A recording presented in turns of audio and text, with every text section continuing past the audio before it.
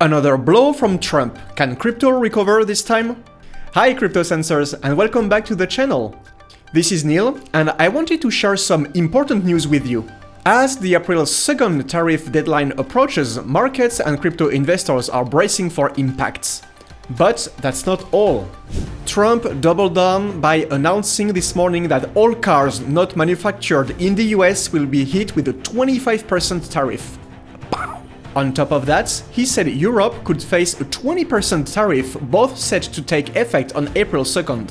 This is a kind of statement with immediate repercussions, and naturally, the markets were quick to react. Trump's tariff comments continue to shake things up, impacting not only the S&P 500 but also the Nasdaq, which has taken a sharp hit.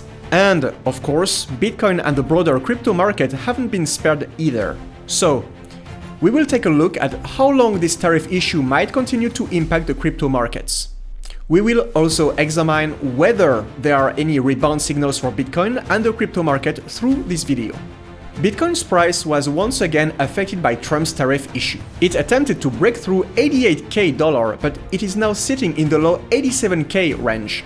But this isn't the end. There is one more unfortunate part we need to be cautious about. And this is the 10-year US Treasury yield.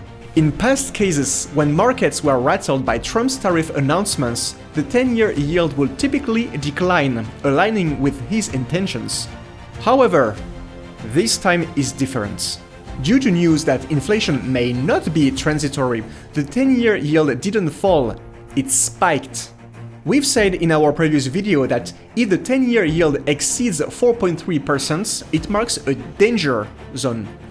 And when that happens, Trump often shakes up the market with even stronger comments or actions. And sure enough, when yields crossed 4.3%, Trump brought up tariffs again, disrupting the markets.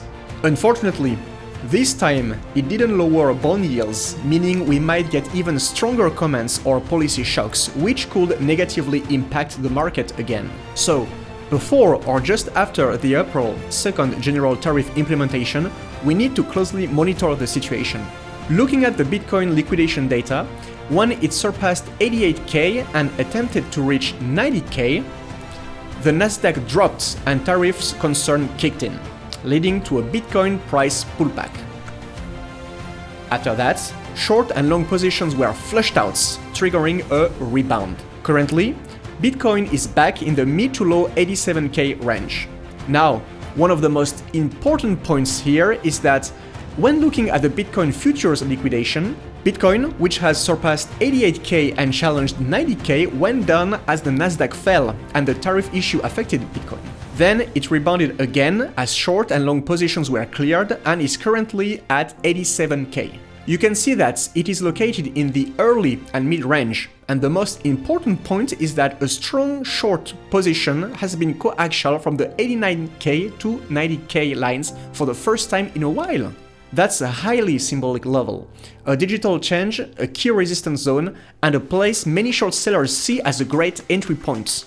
So, how Bitcoin handles this level will be critical for its short-term trend and direction. From the liquidation data, it looks like this zone is still open. But there's clear resistance forming between 90K and 92K. Meanwhile, on the downside, we see buy walls forming around 78K, the previous low, slowly building up again. If that support fades, we need to be cautious of a further pullback. Ironically, this support is forming right around the previous low of 78K. Those expecting a correction are eyeing that level. We can also confirm this through the order book. Trump's tariff issue has been shaking all asset markets since he took office. It severely hit the US market and devastated the crypto market at the time.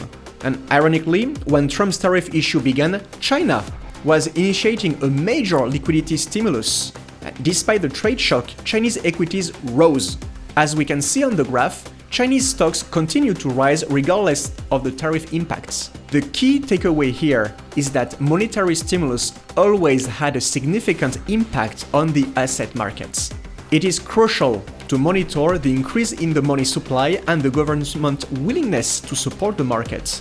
And that's the part we need to follow closely. Trump's tariff rhetoric is impacting the market again. And as a result, the Coinbase retail premium turned negative. Retail investors are sensitive to this, but fortunately, institutional players on Coinbase seem to be accumulating from the bottom. We are currently in a situation where whale and retail behavior are moving in the opposite direction. Bitcoin open interest, or OI for short, has surged. For context, OI, open interest, shows how much money is in active future contracts.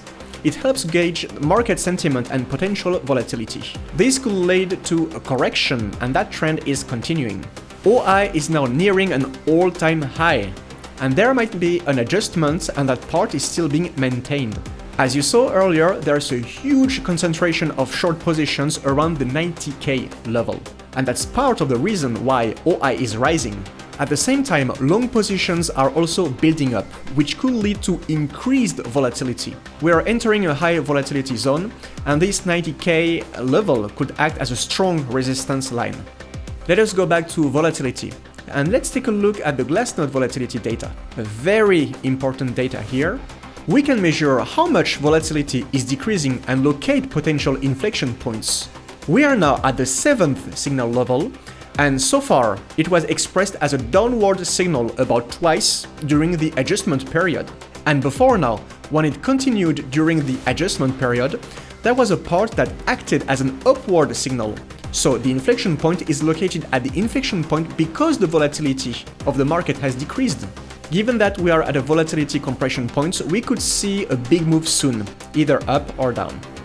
And before closing this video, we are in for a whale activity analysis based on the CVD, or cumulative volume data, of Tether, or USDT if you prefer. The green line in the CVD chart represents large orders ranging from 1 million to 10 million USD. It shows a sharp decline over the analyzed period, indicating that whales, the large investors, have been offloading positions or reducing their buying activity. This drop in whale activity suggests potential selling pressure or reduced interest in accumulating Bitcoin at current price levels.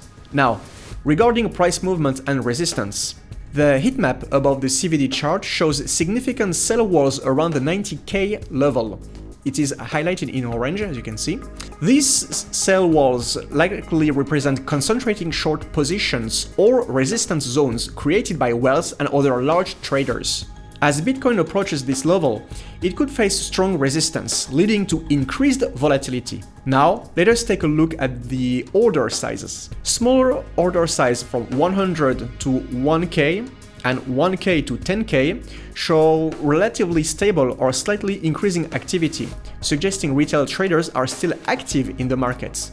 But on the other hand, mid-sized orders from 10k to 100k and 100k to 1 million show declines, aligning with the broader trend of reducing buying pressure. So, what does this mean to us? The combination of declining whale activity and concentrated short positions around 90k indicates cautious sentiment among large investors. But the presence of retail traders and smaller orders suggests that the market is not entirely bearish. But volatility is expected as Bitcoin approaches key resistance levels. We can conclude that whales appear to be reducing their positions or selling into strength, while retail traders remain active. The 90k level is a critical resistance zone, likely to trigger significant volatility if tested. This aligns with a high volatility environment where price corrections or breakouts could occur, depending on market dynamics. And with that, I will wrap up today's video. If you found it helpful, please like, subscribe, share, and leave a comment. Thank you so much for watching.